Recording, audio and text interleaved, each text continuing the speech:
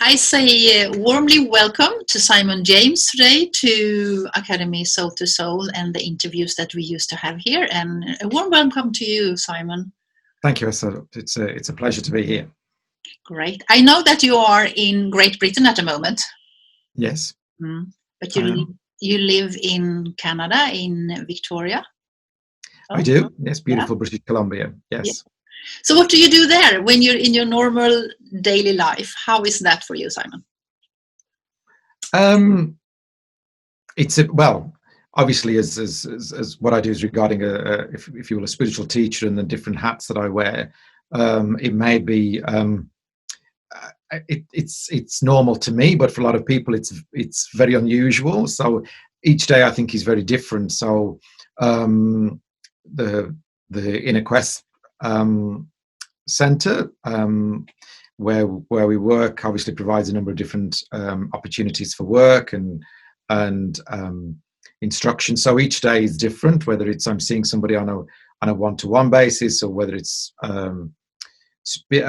teaching, or whether it's just being part of the community. Each day is very, very different. So I'm very fortunate in that my days are never same old.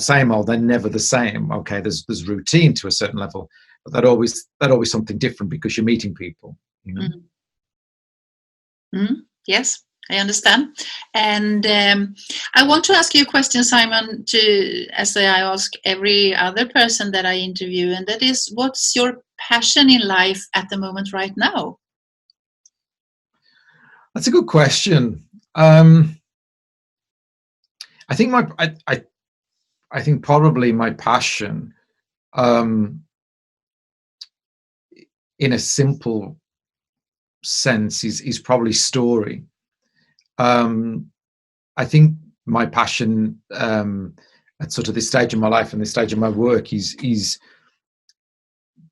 people's stories and how they relate to one another and how they relate almost to a global story. I mean, I'm very passionate about mythology and cultural history and how the myths of different cultures and the sacred stories, if you will, speak to us now in the 21st century. And I think particularly the situation that the world's gone through and is going through, I think so emblematic of really the sacred stories of the world's traditions. And so for myself, my biggest passion at the moment is how we can continue to tell those stories and make them relevant, because they're not dead stories. They are very much living stories for a modern age. So my passion at the moment, I would say, is story and storytelling. Yeah. So, and I have heard you talking about that a few times, which is really inspiring in so many ways. And as you say, that it's so relevant also for our time. So what do you see the possibilities? What is the connections between the myths and in our lives today, should you say? Well, I think what the stories of all traditions, whether they polytheistic or monotheistic, whether they believe in many gods or one god, I think the stories speak to the human condition, of hope, despair, of failure and of success, and of just the human possibilities inherent in us all. I mean, obviously certainly at the moment, one of the famous ones from the Greek tradition of Pandora's box, or Pandora's jar as it was originally, and she let loose the evils of the world through curiosity, and all that remained was hope when the lid was shut. And I think, even though we may see it from the 21st century as, well, that's an unusual story or an odd story, it always speaks to us, throughout generations, that no matter what evils beset us, or if you want to describe them as such, or what challenges beset us, there is always hope and the human possibilities of one more step or one more chance to overcome. And so, to me, I love these stories that evoke for me so much possibility of change. I mean, the one I did recently, regarding the rainbow, and with again the Greek tradition of Iris, the goddess Iris, and the Bifrost within the northern tradition of the Rainbow Bridge, and the bridge to which the gods move from Asgard to Midgard on Yggdrasil. So to me, it's always about these stories constantly talking to us of the divine that is speaking to us in different ways, and the embodiment of them.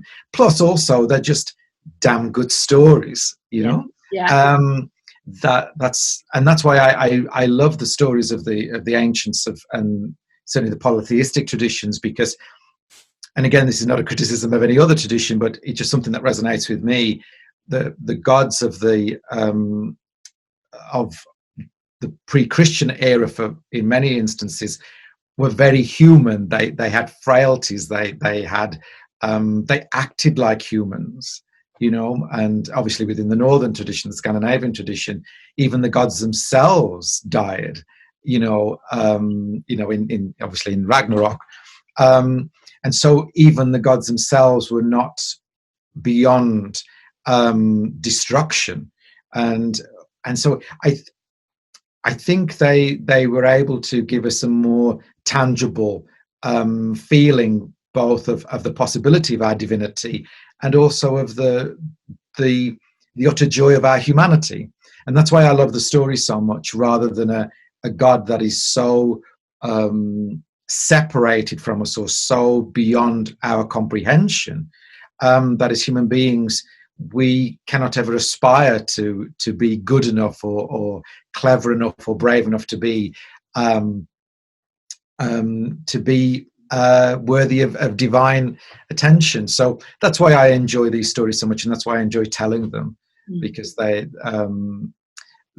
I think they can offer us so much, and they're almost in our DNA in many instances. You know, a very visceral story.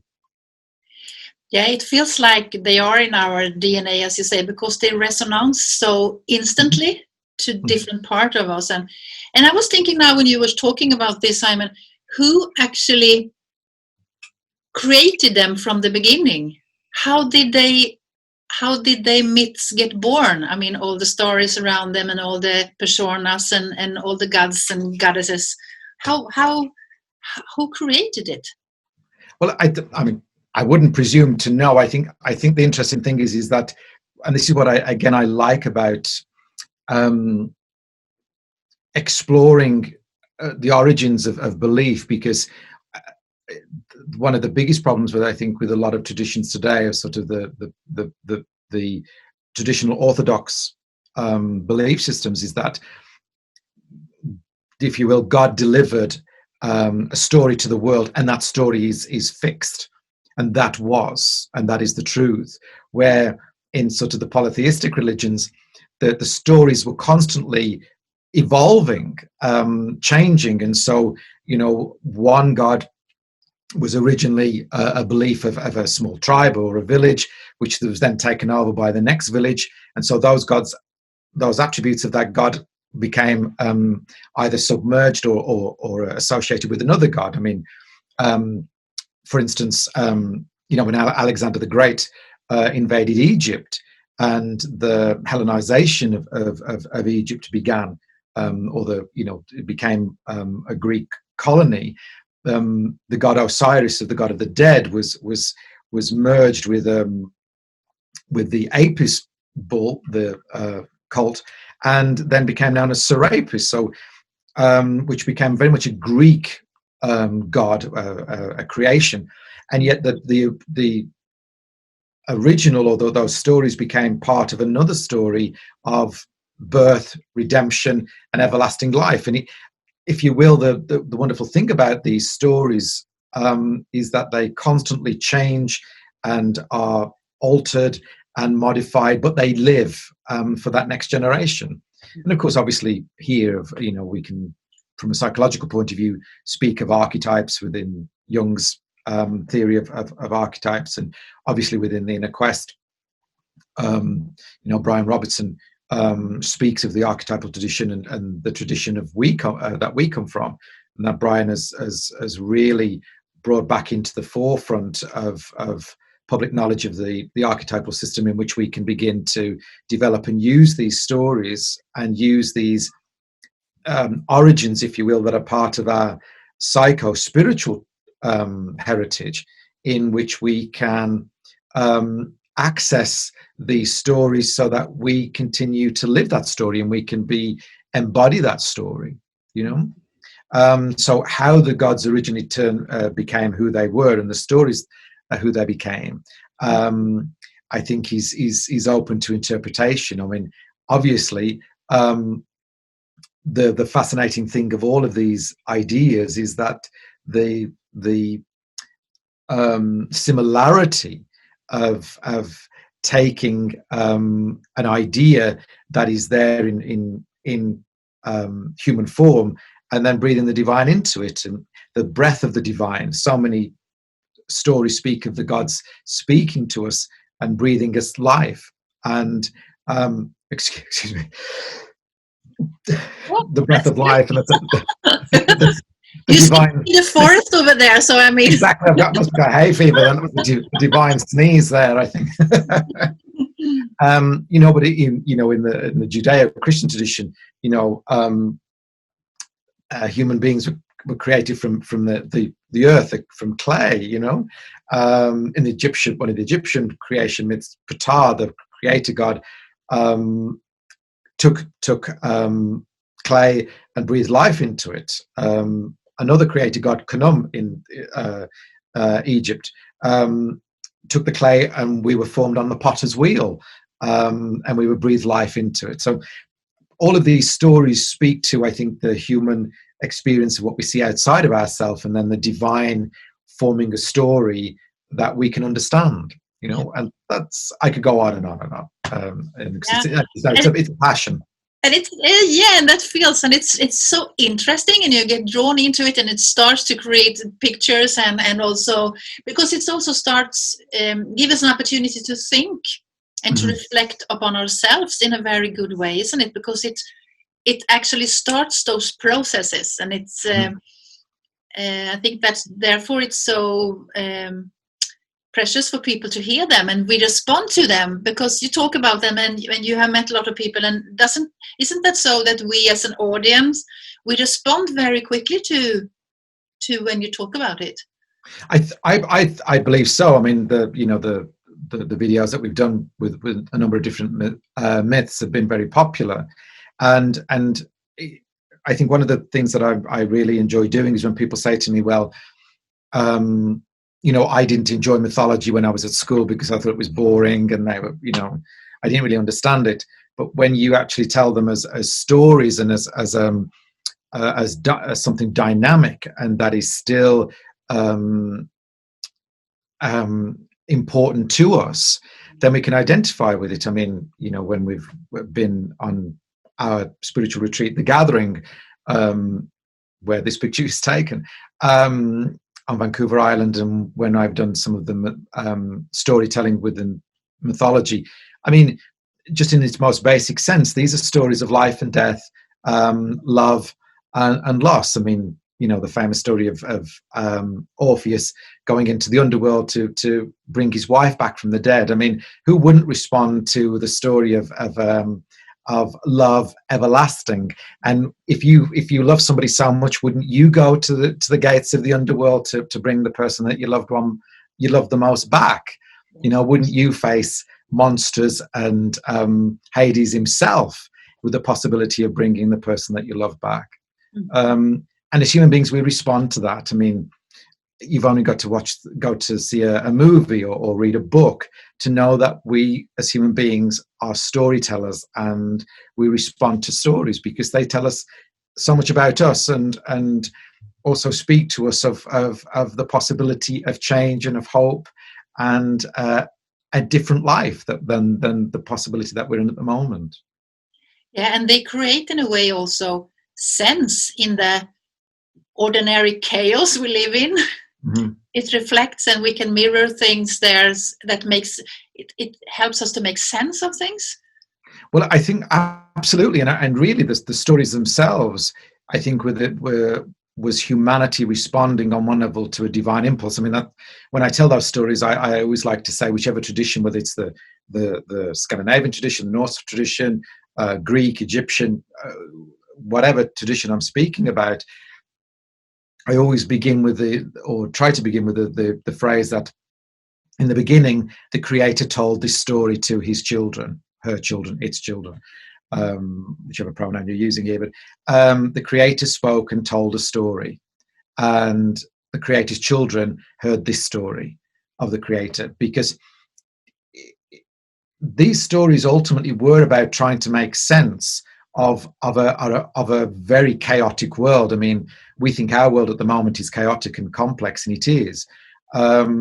But to the ancients, it would have been equally frightening, equally daunting, filled with terrors of the night and all of the ravages of life. And okay, we have medical technology and we have social care, if we're lucky enough to live in a country that provides that. But we still, as human beings, respond exactly the way that our ancestors did, through fear. We may not be facing what's in the forest at night, but we face the terrors of living in the 21st century, of loss of livelihood, of our life, with what's taking place with the epidemic, the pandemic, I should say. And so no matter how clever we think we are as human beings, we still recognize that we have very little control in this life, and we are at the whim of the gods. The capriciousness of the gods, that one day the sun is shining, the next thing the world is locked down because of an unseen monster, if you will. And how do we face it? And we face it as we always have done. We will be afraid, and then we will get angry, and then we will look for something to defend ourselves with. Just as we did in all of the heroes, in all of the traditions of the hero's quest. In the Norse tradition, Odin sought wisdom, and so in order to achieve wisdom, he had to die. He hung from the world tree Yggdrasil for 9 days and nights in order to achieve the wisdom of the runes, and so he died in order to achieve wisdom. And it speaks to us in that instance of, which I think particularly that myth, particularly within the northern tradition, as you know, because of that closeness with nature, I think that the symbolism of being suspended between the worlds, if you will, from Yggdrasil, if the world tree, that connection that we have with nature, which I think speaks to us now of this pandemic, that it is only by going back into a respect for nature and a recognizing that we are part of the whole rather than something separate, that we can achieve wisdom. And hopefully we can begin now to respect the world that we live in. We are not something separate from it. We are something very much part of it. And so to me, that speaks to us of perhaps we may be waking up to that fact. You know? So the myths actually, I feel, very much helps us and everyone to come back to the divine, to know that we, as you said, is a part of one, instead of the tradition religions, which people have left, and Christ and Jesus and all those Buddha and what the names of them, the symbols that we had before. This is an opportunity to go back to something that we feel that we are related to and divine, because we are God. We have that in us, and it's reflect that. So it can be really powerful. So I would like you to do a myth flicks. Yes, absolutely. Well, I mean, we've got a number of different projects going. I mean, we that's regarding this, because they have been very popular. Great, to have a series of that instead of watching all the other series that people do today, and to really feel connected. So No, exactly, and I think it's recognizing that, as I said, they're very primal stories. Whether it's the indigenous traditions back home in Canada, and of the quests there, the hero's quests, or obviously the famous story of the raven stealing the light. All of these stories speak to us of on one level redemption, and that no matter what befalls us, we can see the light again. We come from darkness into light, and it's these stories that constantly, I think, have the possibility to remind us of our literally our innate ability and our innate strength to overcome, not our weakness. And I think that's one of the wonderful things about these stories and these traditions. It's really, really helpful. I have a passion for, as you know, for people's development, and my own as well, and everyone. And so this feels like it's really opens up possibilities in so many ways to speak about them, to talk about them, to reflect about them. You can embrace them in so many ways, and it will only gain you. It will only benefit you in whatever way you consume them or meet them. And so absolutely, and the stories are there all around us if we just had to see them, and to listen to them, and as I said, apart from them being just really good, entertaining stories, because as human beings we just love a good story, the symbolism and the association with this, affects us in the 21st century so much, and I think the more that we continue to accept them as part of our daily life, we can then begin to actually have the divine as something that lives with us and alongside us, rather than something that is remote, and that we have to go to a place to find the divine, when actually the divine always finds us, because, as we always say, you cannot be where God is not, you cannot be where the gods are not. This is where we are. It's great. I get so inspired, and I would love to hear more of the stories. And I assume, are you putting them up on your on your Facebook? Yeah, they're on the Inner Quest Facebook. They, there's a number of them that are coming up, still to come, but you'll find quite a number of them on Facebook, and then all being well, we will be actually, if they're not already, up on YouTube as well, so on the Inner Quest YouTube channel. So in the end of this interview, I will write down so people know where they can find them, because they are really great. So I will inspire all of you that is listening to actually hear them, and to listen to them, and to you to tell them, because your passion goes through when you talk about them. So it's also a big part of it, to be that you are so passionate about it. It's really shows. Well, I think the thing is, it's like anything in life. If you're doing something and there is no passion in it, or there's no life to it, then it doesn't matter whether it's a story of the past, or whether it's a story of the present. It can be the most amazing piece of information, but if it's delivered, or the person who is delivering it doesn't really believe it, or not really interested in it, then how on earth are you going to make anybody else passionate about it? And for me, if it encourages other people to read these stories, and particularly say, what I was always been amazed at every time I've been to Sweden, or is that so few people seem to not know of the tradition and not know of the mythology, that's in your DNA, and in your the very land that you live in. Yeah. Which I find fascinating. So if it encourages more people to study the mythologies of and the traditions of where you are, then I think that is a wonderful exploration and a wonderful respect of your own heritage. Absolutely. Thank you very much for your answer. I would like just to talk a little bit about the book that you and Brian Robertson have been writing together. This is the book I'm talking about, Addition to Mystic. And so just a few words about that for you, Simon. How has the response been, and how has that?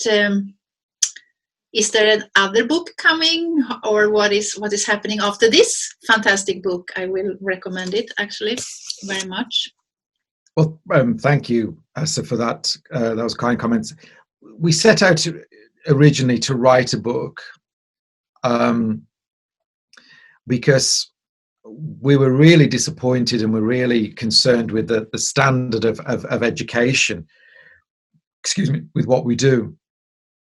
And mediumship really around the world has become a commodity or a thing to do, as opposed to a pathway to the divine. And mediumship was always just the phenomena.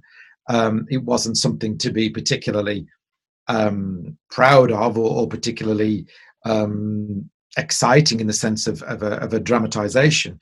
And so we really, by writing Magician to Mystic, we set out to try to give some information to the general public that this is part of an overarching overarching spiritual tradition. And that just didn't just appear 170 years ago in the form of modern spiritualism, because mediumship is something spiritualism uses mediumship in order to, if you will, demonstrate its belief system. Yeah. But mediumship itself is part of a world tradition, and we wanted to describe that and suggest that, and that's why each chapter begins with a myth, that it's describing both an aspect of mediumship and also an aspect of the quality of mediumship. You know, the point of Magician to Mystic ultimately was to suggest that there is a deeper meaning to the phenomena, excuse me, whereby, okay, if as a medium today, if you're describing the fact that I can talk to the dead, well, so what? You know, that's fine. It's a wonderful thing. It's an amazing thing. But what are the implications of that to the person that you're talking to? What are the spiritual ramifications of that? And also, what is always forgotten is what are the ramifications and the spiritual ramifications of that to the medium? Because if you're going to claim that you talk to the dead or have some kind of supernatural experience or ability, then what does that say to you? And what does that say to you in the world? And what does that mean for you in your own relationship to the divine? Where today, unfortunately, the word medium is just something that people wear, for many people at least, as a badge of honor or a badge of egotism, in order to build a career and have a job, you know. And that's not what it was meant to be, you know. As we say in the book, you know, phenomena is ultimately the lens in which we can perceive the divine.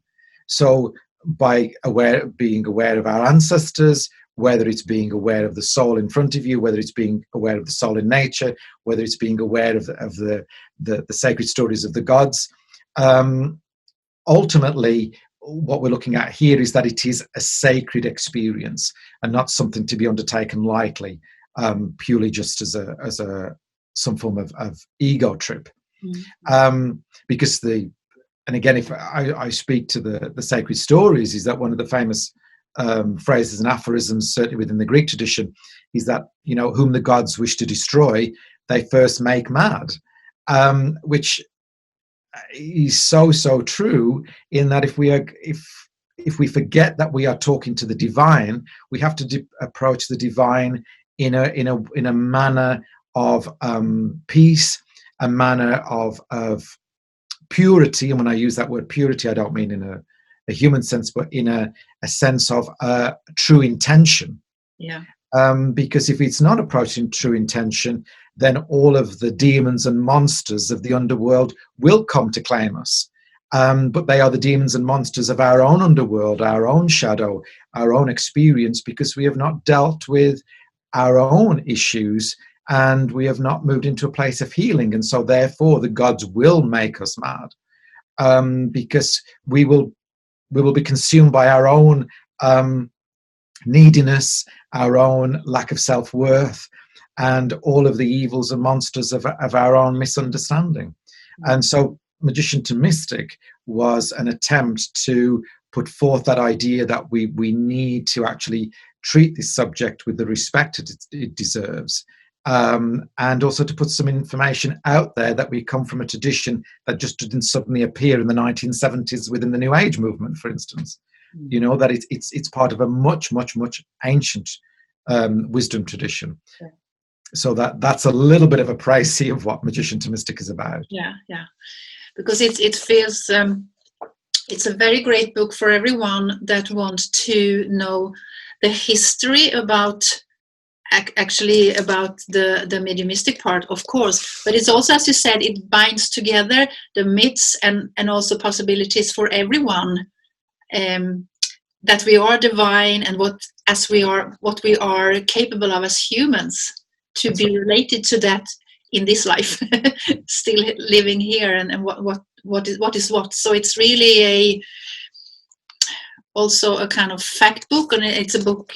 Yeah, it's a book that is really interesting to read for many reasons.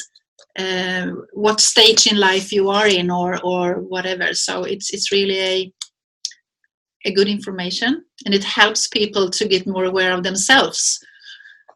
Well, and from what point of view you are, yeah. So exactly. I mean, that's the whole point. Is, you know, as you know, and we've said many times, you know, to say that you're a medium, for me, doesn't impress me in the slightest.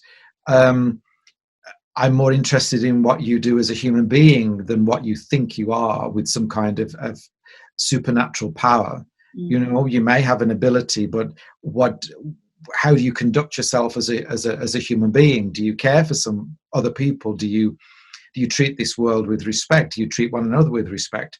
Because just because you were born with an ability to move your mind doesn't mean anything unless you actually treat it with respect, and that you recognize that you are not anything more special than anybody else that walks this earth, you know. And I think a lot of people forget that these days.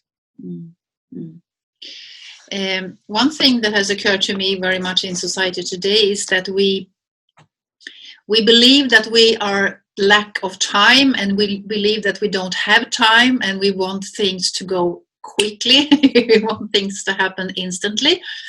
And what do you have to say about that theme? Because that is, I think, it affects every one of us, our perspective to time, what time is.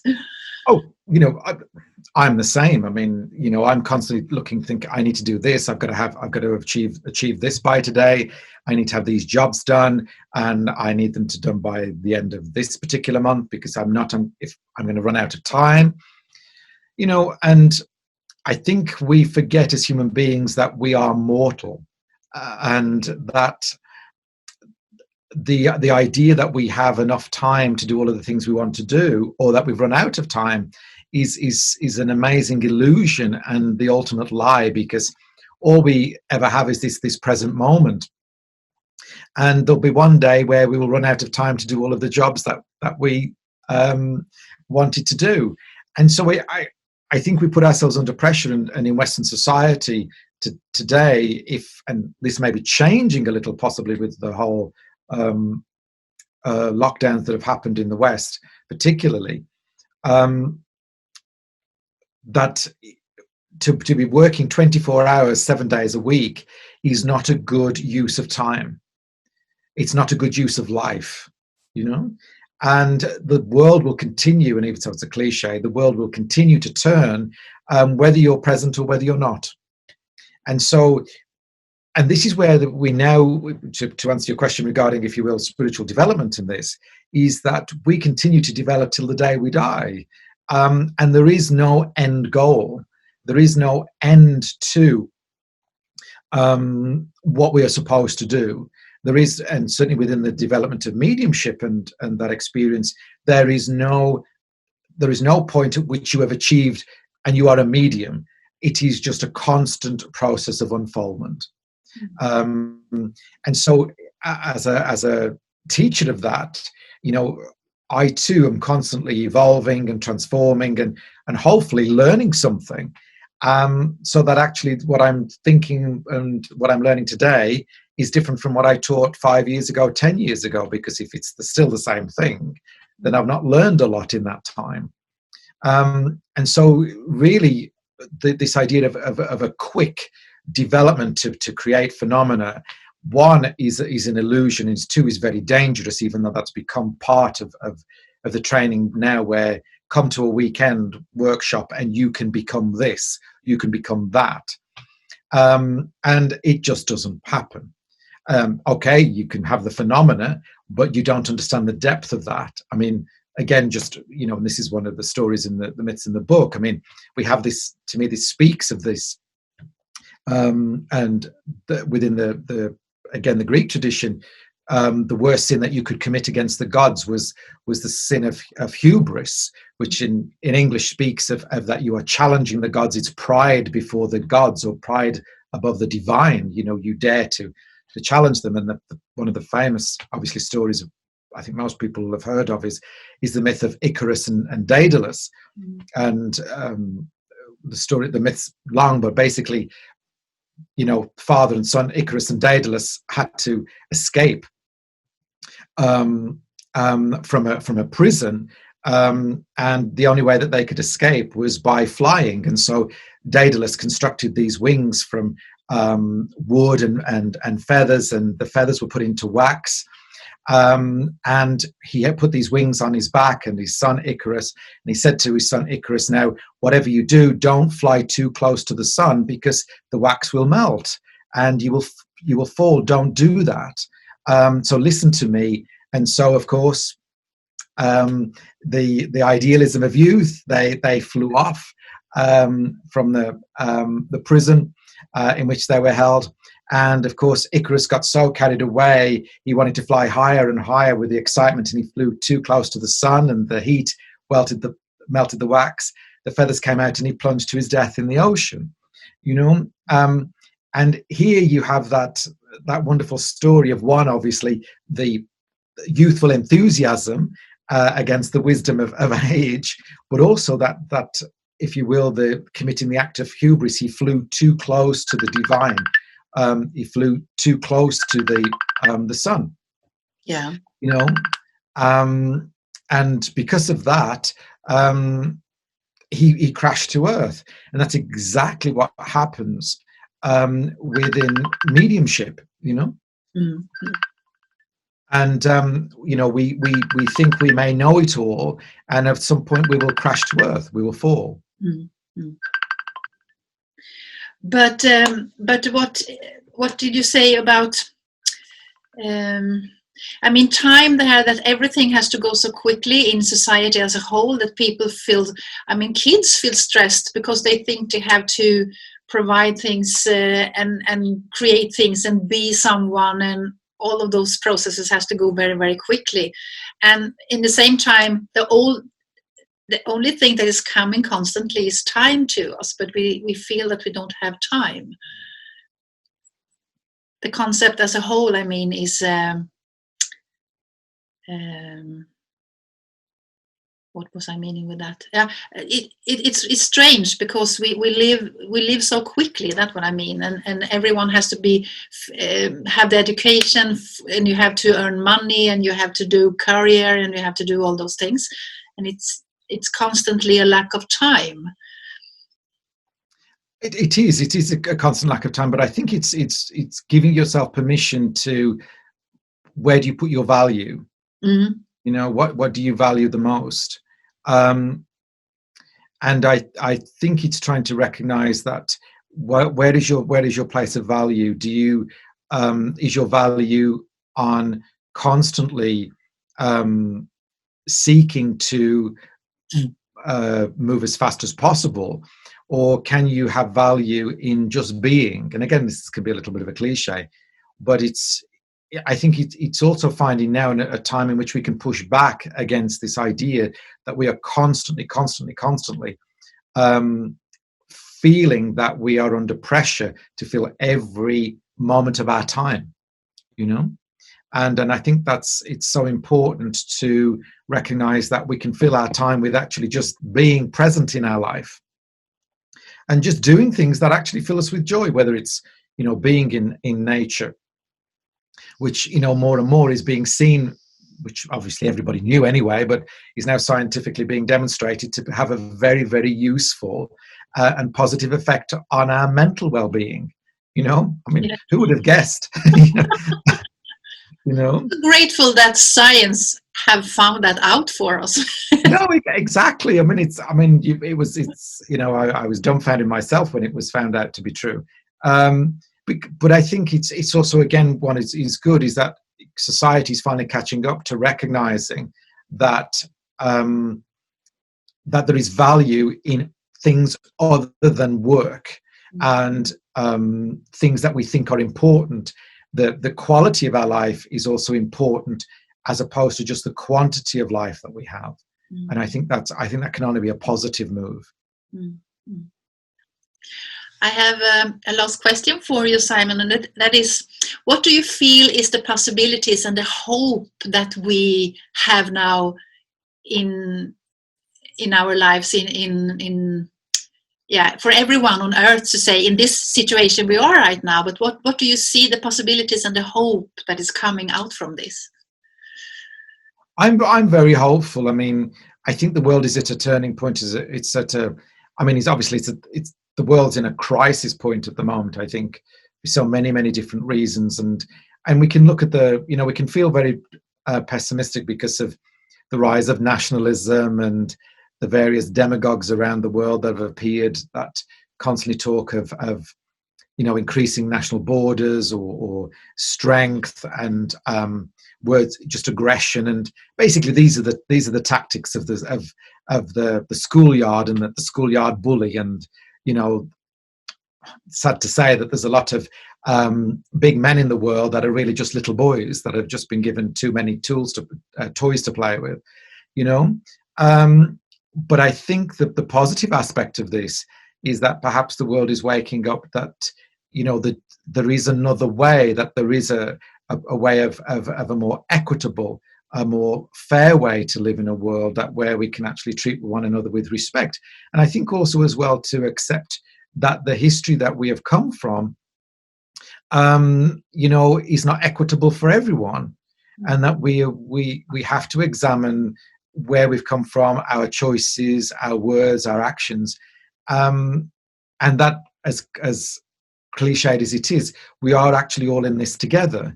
And as the pandemic has demonstrated, it doesn't matter who you are, but, you know, we all can be affected by it to a greater or lesser extent. And perhaps we may, and again, without sounding too overly optimistic, that, you know, there are no races in the world. There is just one human race that are just human beings, you know, and everything else is just literally is the color of a skin. That's all it ever was. That just happened to be an ability to live in different climates. That's all it ever was, and that's just human adaptation. But there is only one human race, and that actually, and I've been lucky enough to travel around the world and meet lots of different people, and it doesn't matter where you go in the world and which particular indigenous people you speak to, everybody just wants to know, you know, will I be loved? Will I be cared for? Are my children safe? Are my family safe? Will I have enough work? Will I have enough food? Will I have enough to live my life? It doesn't matter where you go in the world. Those are the basic human questions. And those are the basic human needs. And I think if we can begin, which I think the world is moving slowly towards that, and I think we've got a window of opportunity here if we can actually seize it, then I think we do actually have the ability, like Pandora, to gaze into the jar and find that actually what is left is hope. And and that actually, even though the evils and monsters that exist in the world, we have hope to affect a change. And that's why I look to the future in a positive and an optimistic tone. Mm-hmm. That's great, Simon. Big warmly thank you for you to be with us today. And I hope to see you live soon, actually. It would be lovely to meet. Yes, we'd love to see you again. It really would. And thank you for inviting me to speak. Thank you. Yeah. Until then, take care of you and your family, and all the best. Thank you. And you. Take care now. Take care.